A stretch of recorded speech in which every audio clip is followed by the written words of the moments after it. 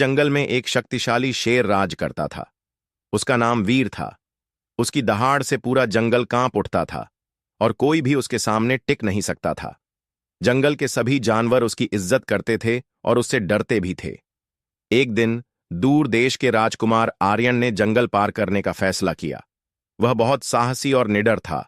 उसे रोमांच पसंद था और वह नई जगहों की खोज में निकला था। लेकिन जंगल का एक हिस्सा बहुत ही खतरनाक माना जाता था, क्योंकि वहां वीर शेर का शासन था। जैसे ही आर्यन जंगल के अंदर बढ़ा, उसकी नजर एक विशाल शेर पर पड़ी।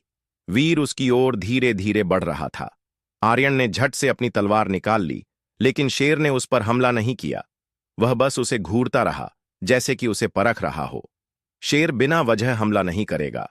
उसने धीरे से अपनी तलवार नीचे रख दी और बिना डर के शेर के पास जाने लगा। वीर ने भी कोई आक्रमण नहीं किया।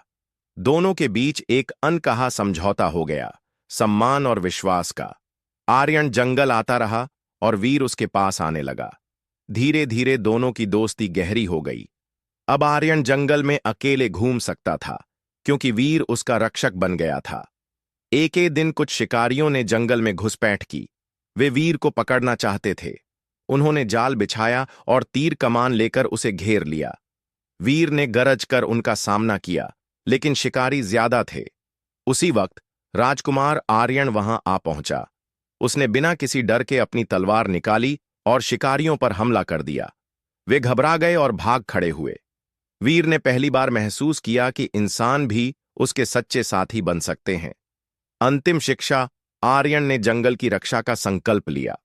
उसने आदेश दिया कि कोई भी जंगल के जानवरों को नुकसान नहीं पहुंचाएगा।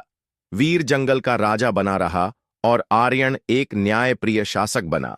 यह कहानी हमें सिखाती है कि असली ताकत हथियारों में नहीं, बल्कि समझदारी और दोस्ती में होती है। तो दोस्तों, कहानी कैसी लगी कमेंट में ज़रूर बताएं और चैनल को सब्सक्राइब ज़रूर करें। धन्यवाद।